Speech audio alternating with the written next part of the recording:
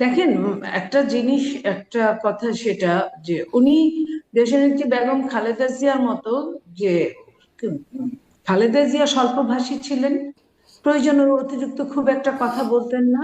উনিও কিন্তু প্রয়োজনের অতিরিক্ত খুব একটা কথা বলেন না। তো উনার এই জিনিসটা আগে থেকে এটা জেনেটিকই ছিল, আছে। আর উন্নত দেশে এতগুলো বছর থেকেছেন, আমি বলবো না যাওয়ার সময় কি ছিল। যাওয়ার সময় একটা প্রায় মৃত, প্রায় অর্ধমৃত একটা মানুষ ছিল যখন উনি যান। আর যখন উনি ফিরে এসেছেন উন্নত দেশের চিকিৎসা নিয়ে, ওনার আগের চেয়ে হয়তো বা অনেকটাই উনি সুস্থ। তো সেই জায়গা থেকে উনি 17 বছর একটা উন্নত গণতান্ত্রিক দেশে লাইভ লিড করেছেন। সেইখানে তার তো না বলতেও অনেক কিছু শেখা হয়ে যায়, একটা জায়গায় ইউজ টু হয়ে গেলে। সেটা আছে, পাশাপাশি পারিবারিক যে শিক্ষাটা সেটাও আছে, পারিবারিক যে রাজনৈতিক চর্চাটা সেটাও আছে। সবকিছু মিলে আমি বলবো যে আমরা ভীষণভাবে আশাবাদী। তবে আমি আবারও বলছি, প্রত্যেকটা মানুষ তার নিজের মতো, একজনের মতো আরেকজন না হতে পারে, তার চেয়ে ভালো করবেন, হতে পারেন উনি তার মতো করবেন। ওনার মা ওনার মায়ের মতো করেছেন, ওনার বাবা ওনার বাবার মতো করেছেন। আমি এইভাবেই জাস্টিফাইটা করতে চাই আপাতত। অনেক ধন্যবাদ।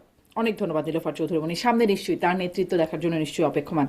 আমি ডাক্তার জাহিদ আপনার কাছ থেকেও এটি শুনতে চাই। এইখান থেকে শুরু করি যে আসলেই তার পার্সোনালিটিতে কোনো পরিবর্তন আসছে কিনা, মানে যাবার মুহূর্তে বলতে ঠিক যে মুহূর্তে দেশ ছাড়ছেন বা অসুস্থ অবস্থা, সেই অবস্থার কথা আমি মিন করছি না। তো সেই সময়টাতে মানে যাওয়ার আগে তার যে ভাবমূর্তি, তার যে অবস্থান রাজনীতিতে বা তার যে ক্যাপাসিটি ছিল, এবং আসার পরে সেই সব কিছুর তুলনা করে তার পার্সোনালিটিতে আপনি মনে করেন যে পরিবর্তন এসেছে, নাকি তিনি মোটা দাগে একই রকম? আমি আসলে পার্সোনালিটির ব্যাপারটা তুলনা করতে পারবো না, কারণ হচ্ছে তিনি যাওয়ার আগ পর্যন্ত যখন 2001-06 সালে যে সরকার ছিল, সে সময় প্রচুর তথ্য ছিল এবং অনেক কিছু প্রোপাগ্যান্ডা ছিল। বিশেষ করে 1-11 সময় প্রচুর তথ্য, প্রচুর রিপোর্ট এসেছে। অন্তত একজন সম্পাদক জনাব মাহফুজ আনাম পাবলিকলি স্বীকার করেছেন এবং অ্যাপোলোজাইজ করেছেন যে সেই সময় তারা অনেকগুলো নিউজ ছাপিয়েছেন, যেগুলো একদম নাম তুলে বলেছেন একটা গোয়েন্দা সংস্থা যে তাদের সাপ্লাই করা, এখন উনি ওনার এডিটোরিয়াল যে উইজডম সেটা ইউজ না করেই থাকেন। হ্যাঁ, তার সেই জন্য প্রায় কারণে, শত মামলা হয়েছিল তার বিরুদ্ধে।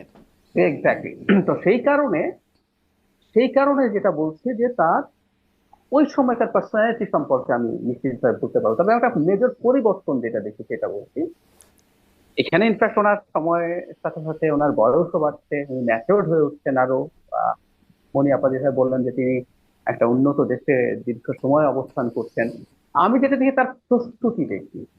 সাম্প্রতিক সময় কিন্তু তিনি প্রচুর কথা বলেছেন ভিডিওতে তার দলের বিষয়ে, বাংলাদেশ নিয়ে সেক্টর ওয়াইজ তিনি কি কি করতে চান। তিনি খুবই তার মাথা থেকে কথা বলেন, এমন একটু দেখলে দেখবেন ভিডিও উনি রিড আউট করছেন, এটা আপনার মনে হবে না উনি রিড আউট করছেন না।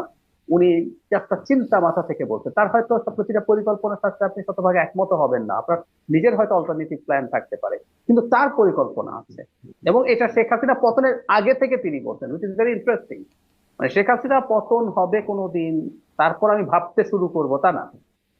শেখ হাসিনা পতনের আন্দোলন চলছে, লড়াই চলছে। অনেকে তো শেখ হাসিনাকে 2024-এর নির্বাচনের পর 2041 পর্যন্ত থেকে যাবে বলে দেখছিল, তো কিন্তু ওনার ওই প্রস্তুতি আছে। আর যেটা সবচেয়ে গুরুত্বপূর্ণ ব্যাপার, আমি আগে উনি আসলে ওনার পাবলিকলি তো অ্যাভেলেবল অনেক কথাবার্তা ছিল না, আমি আপনার এখন সার্চ করলেও খুব বেশি পাবো না।